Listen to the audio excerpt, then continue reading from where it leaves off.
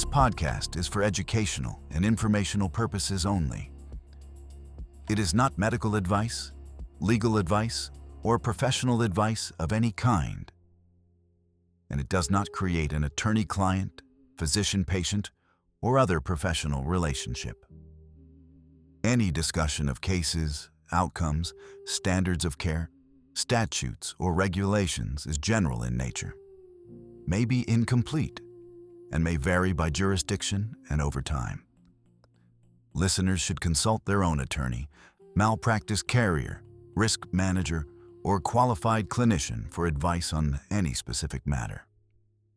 Any case discussions are based on public records, de-identified information, or educational reconstruction. The views expressed are those of the speakers and do not necessarily reflect the views of any employer, hospital, health system, insurer, or affiliated organization. Welcome back to On the Record from the Charted Defense. This is Season 2. In Episode 1, we introduced you to our patient, a young woman diagnosed with a dangerous combination of inherited and acquired clotting disorders, including suspected antiphospholipid syndrome. Today, in Episode 2, we're going deep on the medical issue at the heart of this entire case: the choice of blood thinner. To understand why the choice of blood thinner matters so much in this case, we need some background on how these drugs work. Michael, walk us through the two major classes. Sure. For decades, the standard anticoagulant for long-term use was warfarin, a vitamin K antagonist. It works by blocking the body's ability to use vitamin K to produce certain clotting factors, specifically factors 2, 7, 9, and 10, as well as the anticoagulant proteins C and S. By reducing the production of these clotting factors, warfarin makes the blood less likely to form dangerous clots. Warfarin has been in clinical use since the 1950s. It is effective, but it requires active management. Its effect on the blood varies from person to person. It's influenced by diet, particularly foods rich in vitamin K, and it interacts with dozens of other medications. Its therapeutic effect has to be monitored through a blood test called the INR, the International Normalized Ratio. The target INR for most patients on warfarin is between 2.0 and 3.0. If the INR is too low, the patient may not be adequately protected against clots. If it's too high, the risk of bleeding increases. Maintaining that balance requires frequent blood draws and dose adjustments. In 2010 and 2011, the FDA approved a new class of oral anticoagulants, direct oral anticoagulants, or DOACs. The first major one was rivaroxaban, brand name Xarelto, followed by apixaban, Eliquis, and dabigatran, Pradaxa. These drugs work differently from warfarin. Instead of blocking the production of multiple clotting factors, DOACs directly inhibit a single specific factor in the clotting cascade. Rivaroxaban and apixaban are factor 10A inhibitors. Dabigatran is a direct thrombin inhibitor. The appeal of DOACs was significant. Fixed dosing, no need for INR monitoring, fewer drug interactions, fewer dietary restrictions. For many common indications, atrial fibrillation, standard venous thromboembolism. Clinical trials showed that DOACs were at least as effective as warfarin, and in some cases had lower rates of intracranial bleeding. The medical community adopted them rapidly. These drugs came onto the market early in my career. We were primarily using Coumadin at that time. We were quick to adopt these medications as they helped with compliance, especially patients not able to come in for frequent monitoring or patients that were difficult to keep in the therapeutic window. And this is where the story intersects with our case. Because there is one patient population, one specific diagnosis, where DOACs have been shown to perform differently than warfarin. That diagnosis is antiphospholipid syndrome.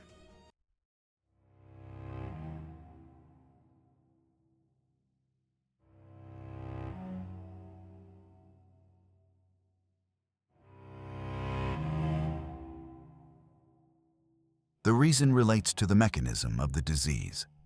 In APS, the antiphospholipid antibodies activate clotting through multiple mechanisms simultaneously. They activate platelets. They activate endothelial cells, the cells lining the blood vessels. They interfere with the natural anticoagulant pathways, including protein C and protein S. The clotting activation in APS is broad and multi-targeted. Warfarin addresses this because its mechanism is also broad. By blocking vitamin K-dependent production of factors 2, 7, 9, and 10, warfarin hits multiple points in the clotting cascade simultaneously. DOACs, on the other hand, target a single factor, factor 10A in the case of rivaroxaban. In APS, the question is whether blocking just one factor while leaving other activated pathways unchecked provides sufficient protection. By the mid-2000s, clinicians were beginning to report cases of patients with APS who had been switched from warfarin to DOACs and who subsequently suffered thrombotic events.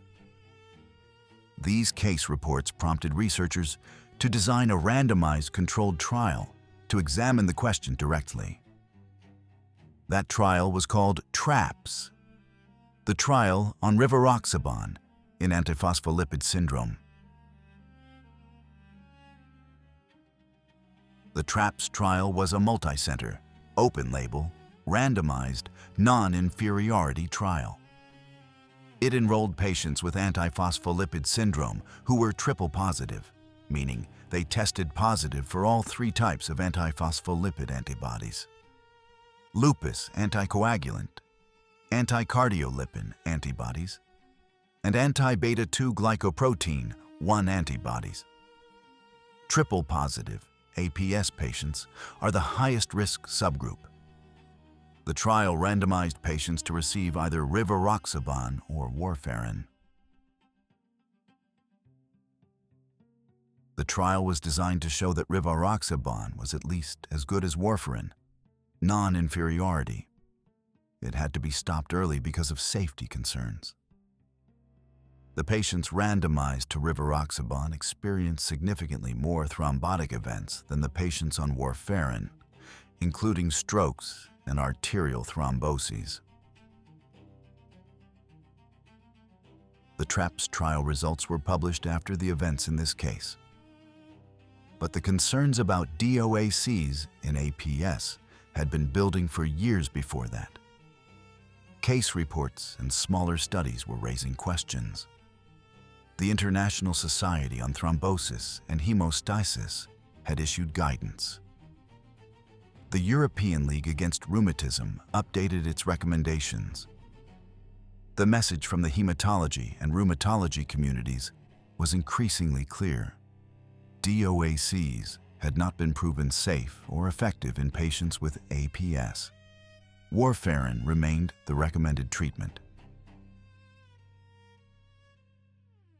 In the context of our patient's care, the thrombophilia workup, which identified antiphospholipid antibodies, was conducted following her bilateral PE.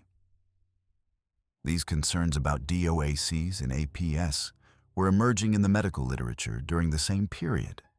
The complaint in this case alleges that one or more of the defendants prescribed rivaroxaban despite the patient's APS diagnosis or high clinical suspicion for APS. To provide the full picture, we should note the clinical reality of the time. DOACs were relatively new and being adopted rapidly across all areas of medicine. Many providers, particularly those outside of hematology and rheumatology, may not have been fully aware of the emerging data specific to APS patients. The defense in a case like this might argue that at the time the decision was made, the standard of care regarding DOACs in APS had not yet been definitively established by a large randomized trial. This is the kind of factual question that would ultimately be evaluated through expert testimony on both sides. On the other hand, the plaintiff's position would be that the case reports were available, the hematology community was already voicing concern, and that a physician managing anticoagulation for a patient with known or suspected APS had a duty to be aware of the condition-specific literature. How these competing arguments would be weighed is a question for the legal process. The complaint lays out several specific allegations related to the patient's anticoagulation management.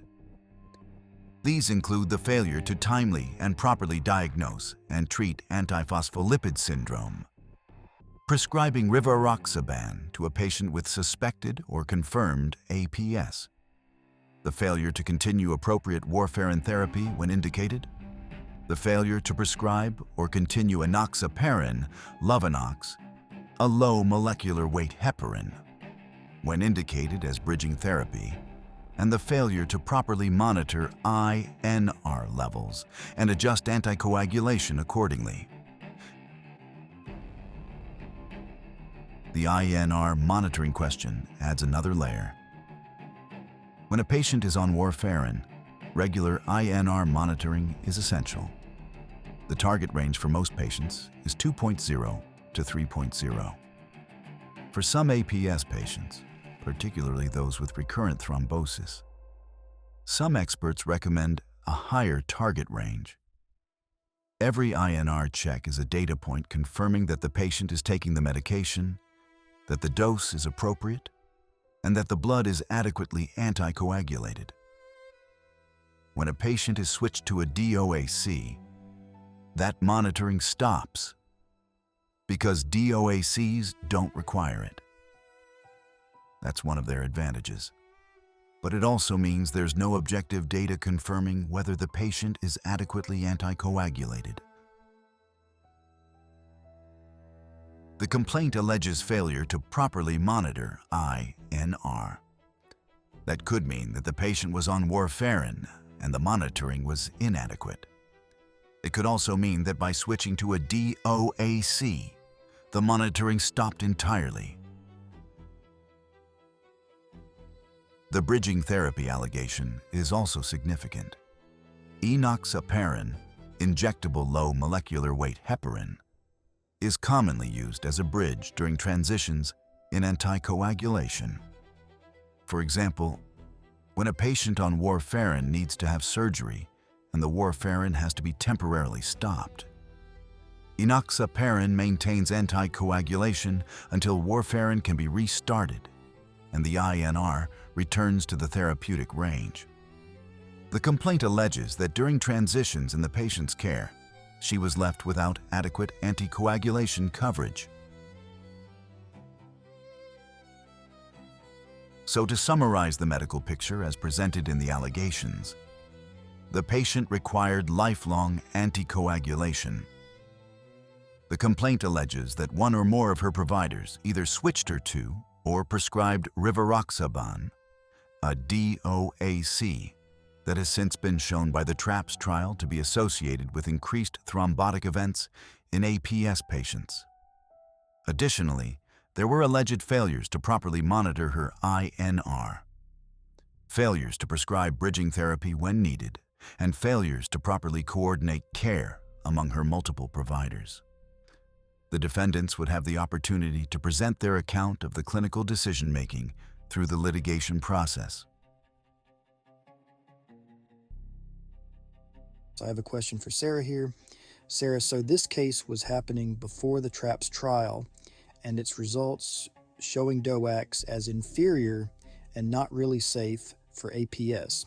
How would we define the standard of care in this time period when DOACs are new to the market, and some efficacy data for certain groups might not be known to medical providers? Michael, the first legal point is that the standard of care is defined by the time of the treatment, not by hindsight. A court asks what a similarly situated physician facing that patient with that information would reasonably have done then in a like case. In many states, for example, the statute frames it as the care, skill, and diligence that similarly situated physicians ordinarily exercise in a like case. And courts also recognize that when there are multiple recognized treatment methods, a physician may choose among them so long as the choice stays above the floor of reasonable care. So TRAPS cannot be used as a time machine to redefine what the standard was years earlier. Many of the general legal principles I'll discuss apply across jurisdictions. I'll use general examples and flag when state-specific rules may differ. Applied to the pre-TRAPS period, warfarin was still the conventional anchor therapy for thrombotic APS. The RIPS protocol in 2015 expressly described vitamin K antagonists as the mainstay of treatment and warned that the large phase 3 DOAC data in ordinary VTE were not directly generalizable to APS. Then, the 2016 RAPS trial suggested rivaroxaban might be a reasonable alternative only in a narrow subgroup: patients with prior venous thrombosis on standard intensity warfarin. It specifically excluded the arterial and higher intensity patients, relied on surrogate laboratory endpoints rather than hard clinical outcomes, and expressly cautioned that its results were not applicable to arterial APS or patients needing stronger anticoagulation. And even before TRAPS, the literature was not cleanly reassuring. A 2016 systematic review reported that among published APS patients treated with DOACs, recurrent thrombosis had already been seen, and triple positivity was associated with higher recurrence risk. So the honest legal framing is not that DOACs were clearly accepted across APS before TRAPS. It is that the evidence was unsettled, narrower than many clinicians appreciated, and much weaker in high-risk APS than in routine VTE populations. TRAPS then hardened that concern, rather than inventing it. In 2018, TRAPS studied only high-risk triple-positive APS patients and was stopped early because the rivaroxaban arm had substantially more thromboembolic events than warfarin. After that, regulators in 2019 updated product information and safety communications to state that DOACs are not recommended in APS, especially triple-positive APS. So legally, the better answer is this. Before TRAPS, prescribing a DOAC to an APS patient was not automatically negligent, but it was also not a casual mainstream choice. Whether it met the standard of care would depend on the patient's phenotype and on the chart. If this was venous-only APS, no known triple positivity, difficulty maintaining a therapeutic INR, and the physician documented the rationale, the uncertainty, the alternatives, and a follow-up plan, that decision is easier to defend as reasonable judgment in an evolving evidence environment. If the patient had arterial events, recurrent thrombosis, or known triple positivity, the defense becomes much weaker because even before TRAPS, the contemporaneous baseline still favored warfarin, and the available APS-specific evidence was already cautionary. That's great information, Sarah. I ask that question because now we see new therapies coming out and being adopted en masse before we have a full picture of risk/benefit analysis. From what you're saying, the consensus among treating physicians and medical societies was Coumadin therapy and not DOACs unless specific criteria and patient selection were met along with shared decision-making, which is the most important. I've covered previously how our documentation can be the difference in the case. The shared decision note should include the specifics of what you talked about and the decision based on the discussion. Following the period covered by these anticoagulation decisions, the patient was admitted to the hospital. she would remain hospitalized for a prolonged amount of time. In our next episode, Episode 3, The Decline, we will walk through what is known about that hospitalization, the events that unfolded during those many days, and the clinical deterioration that followed. At this point, I like to pause and reflect on what we know. This patient had a clotting history and a clotting disorder. We do not know if this possible APS was confirmed or a preliminary diagnosis. The record suggests the initial tests were inconclusive and warranted a repeat in 12 weeks. She did have weakly positive antibodies. If it wasn't clear and if it wasn't transmitted to the other physicians involved in her care, it would be easy to consider another agent, such as a DOAC. This is a young, active patient. I would be interested in prescribing a drug I knew she would adhere to and not cost much in quality of life changes. Without the full clinical picture, most of us could see how it would be easy to at least consider switching her regimen. Before we walk through the hospitalization, let me set some important context. The specific details of what happened during this hospitalization are drawn from the verified complaint, records referenced in court filings, and the case dossier prepared from the litigation file. Some details of the daily hospital course are not fully documented in the publicly available filings. What we know is significant, but there are gaps, and we'll note those as we go. This case likely settled out of court since we do not have information on the outcome.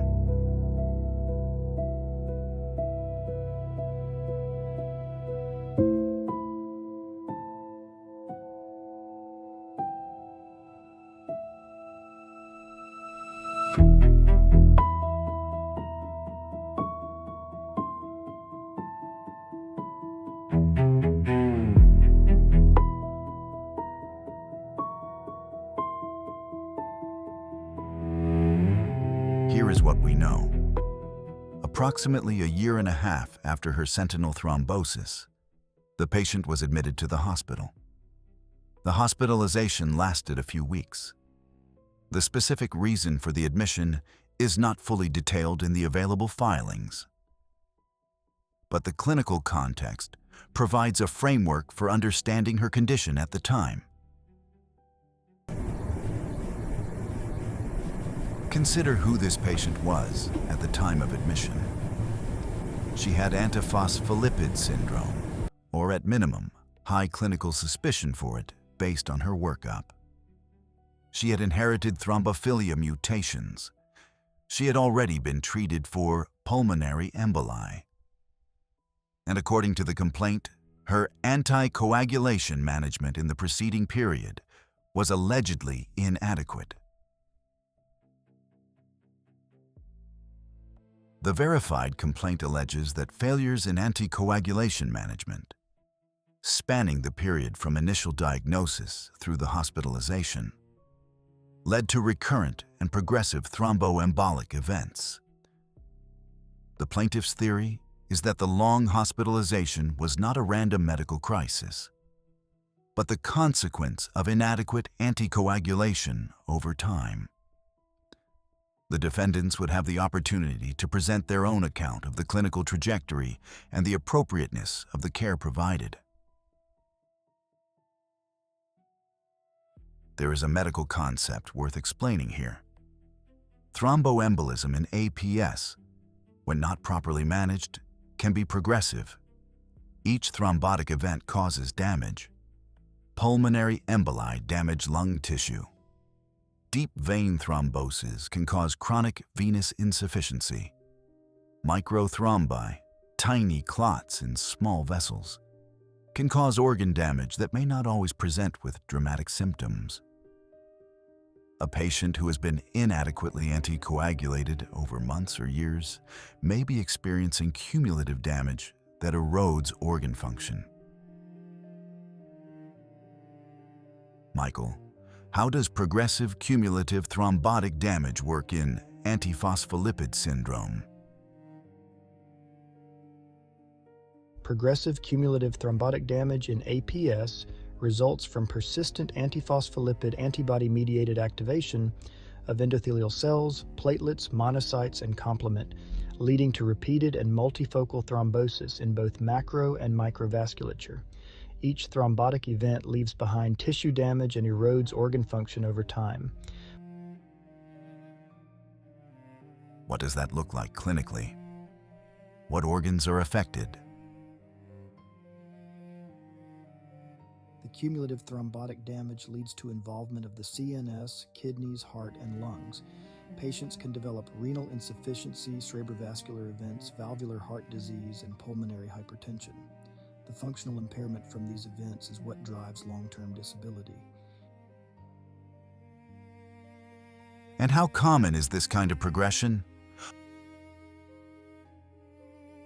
Up to 44% of APS patients experience recurrent thrombosis, with each event increasing the risk of permanent tissue and organ injury. Roughly 1/3 of patients develop permanent organ damage within 10 years, leading to progressive disability. Is there a worst-case scenario? Yes. The most severe and life-threatening variant is called catastrophic APS.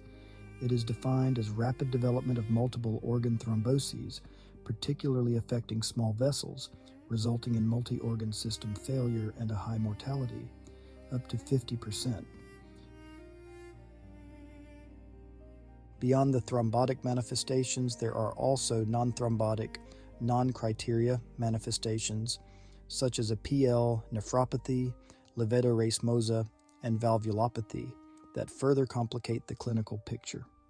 Diagnostic delays, which are common with APS, increase the burden of irreversible damage. The most recent research agenda calls for pathophysiology-informed approaches and subphenotyping to address these unmet needs.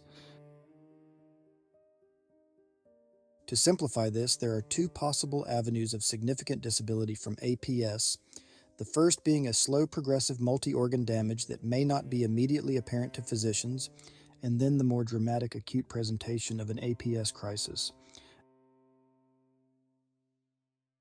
During the prolonged hospitalization, the complaint states that the patient received treatment, but alleges that the treatment itself was also deficient. Among the specific allegations related to the hospitalization period, the complaint asserts that the defendants failed to provide appropriate and timely treatment during the admission, and that they failed to properly plan anticoagulation management at discharge. What does appropriate treatment during a prolonged hospitalization look like for a patient with this profile? In the inpatient setting, therapeutic anticoagulation typically means intravenous heparin, an unfractionated heparin drip, titrated to a therapeutic PTT level. This provides immediate, adjustable, monitored anticoagulation. The patient's full medical history, including all thrombophilia findings, prior events, and medication history, needs to be synthesized into a coherent treatment plan. Specialty consultation, particularly hematology, is typically indicated for patients with complex clotting disorders. Discharge planning for a patient on long-term anticoagulation involves several components. A specific anticoagulation regimen with the drug name, dose, and schedule clearly documented. Scheduled laboratory monitoring. Clear identification of the outpatient provider responsible for managing the anticoagulation, and if transitioning from inpatient heparin to oral anticoagulation, bridging therapy to cover the transition period. The complaint alleges that these standards were not met, that even during the critical admission, the anticoagulation management remained inadequate, and that the discharge plan did not adequately address ongoing anticoagulation needs. the defendants would have the opportunity to dispute these allegations and present evidence of the care they provided. We don't have the day-by-day hospital records for this admission in the available court filings. What we do know is that following the hospitalization, the patient's condition continued to deteriorate. Again, we don't have the hospital records. We have the complaint, which is framed by the plaintiffs, so it may not appropriately represent the full story. With what we now know about APS, it is plausible that the patient was suffering from complications related to this cumulative damage, or worse, catastrophic APS. The focus of our series is looking into what processes we could improve as physicians to prevent a similar event from happening. How do we protect our patients? How do we protect ourselves? And how do we protect our colleagues? That's why I try not to side with either party while reviewing the case. The question for me is, where are there opportunities for somebody to intervene and potentially prevent the next step in the cascade of events? Most preventable bad outcomes have at least one point where someone or some policy could have intervened and aborted the negative outcome. So let's continue this season and see what we can identify. The exact timeline of the decline after the hospitalization is not fully documented in the available filings. What we know is this: a few months after this discharge, a healthcare proxy was filed. A healthcare proxy is a legal document that designates someone to make medical decisions on behalf of a patient who becomes unable to make decisions for themselves. The filing of this document suggests that by that point, the patient's condition had deteriorated significantly and possibly had an effect on the patient's cognitive ability. The patient unfortunately passed away a few months later. She left behind her spouse and children. The exact date of her death is not stated in the available court documents.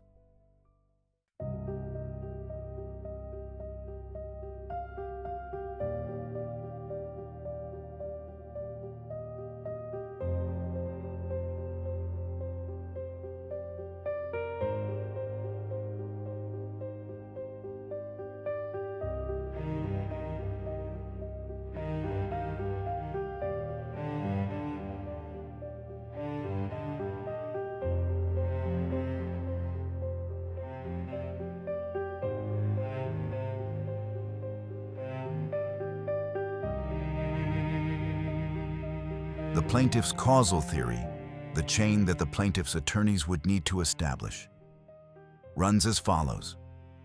First, the patient had APS combined with inherited thrombophilia. Second, the appropriate treatment was long-term anticoagulation with warfarin, carefully monitored with regular INR testing.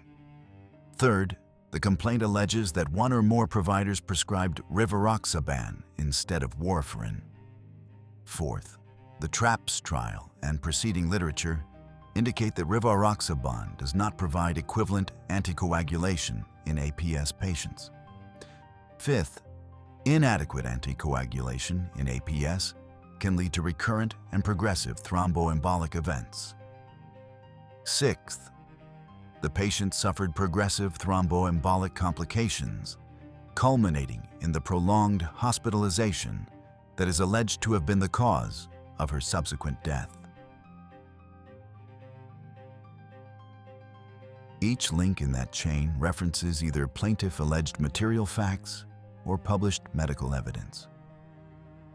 The question of whether the defendant's care actually departed from the standard of care and whether any such departure was the proximate cause of the patient's injuries and death is what the litigation was designed to resolve. Both sides would present expert testimony addressing these questions. Sarah, would you explain the legal concept of proximate cause and preponderance of evidence? Sure, the core concepts of proximate cause and preponderance of evidence work similarly across most jurisdictions, so I'll use general examples where the principles are the same. Proximate cause is the legal link between an alleged breach and the injury the plaintiff is asking the jury to compensate. In medical malpractice cases, proximate cause is typically defined as the cause that, in the natural and probable sequence of events, and without a new independent cause intervening, produces the injury and without which the injury would not have occurred. Causation in medical malpractice cases usually must be established through expert testimony because it is ordinarily beyond the understanding of an average lay juror. The next piece is the burden of proof. In a civil case, including malpractice, the plaintiff does not have to prove causation beyond a reasonable doubt and does not have to prove it with scientific or medical perfection. The burden is preponderance of the evidence. That simply means the jury must find the claim is more likely true than not true. The classic image is that the scales tip, even slightly, to one side. But there is an important limit. More likely than not is still different from maybe. The legal line is probability versus speculation. The plaintiff must show that the alleged negligence probably caused the injury, not merely that it possibly caused it. A bare possibility is insufficient. There must be evidence that the negligence probably caused the harm. Physicians sometimes get tripped up with the wording because medicine and law use similar-sounding words differently. In court, lawyers often use phrases like reasonable degree of medical certainty or reasonable medical probability, but the jury's actual burden is still preponderance, more likely than not. Modern evidence authorities have warned that certainty language can mislead fact-finders, and one appellate court expressly held that a jury charge using medical certainty alongside preponderance was harmful because it risked suggesting a higher burden than civil law actually requires. Why does that matter for the jury? Because jurors may hear a defense theme that sounds like this. Medicine is uncertain, therefore causation is unproven. That is not the law. The law accepts uncertainty. What it rejects is conjecture. A plaintiff does not have to prove the case with absolute confidence, perfect hindsight, or laboratory-level precision. The plaintiff has to persuade the jury that based on competent evidence and usually expert testimony, the breach was more probably than not the proximate cause of the injury. On the other hand, the jury cannot fill gaps with sympathy or guesswork. If the expert can say only could have, might have, or one possibility is, that usually is not enough. If the expert can reliably say, more likely than not, this breach caused or materially contributed to this injury, that is the lane civil causation lives in. It's also worth noting that causation in medical malpractice is not a certainty standard, as Sarah said above. The legal standard, preponderance of the evidence, asks whether it is more likely than not that the alleged negligence caused the harm. The defense might argue that the patient's condition would have progressed regardless of the anticoagulant chosen, given the severity of her underlying disease. The plaintiff would need to demonstrate through expert testimony that proper management would more likely than not have changed the outcome. So far in this case, we have a patient that developed pulmonary emboli at a young age. She was appropriately worked up for underlying clotting disorders. There was concern for APS based on initial testing. She was started on Lovenox and Coumadin. We know somewhere along the pathway she was started on Xarelto. We don't know what kind of discussions were had about risks and benefits of this change, and we do not know what the shared decision-making process looked like. We don't know because we don't have those records. They were not made available in the court document. That doesn't mean these discussions didn't happen, we just don't have access to them. With the medical story of this patient's illness and death now laid out, we turn to the legal story. In the next episode, Episode 4, The Complaint, we'll examine the lawsuit itself, how it was initiated, what the verified complaint specifically alleges, how the allegations are structured, and what the legal framework looks like for a wrongful death and medical malpractice action in the state where this case was filed. That's next time on the Record.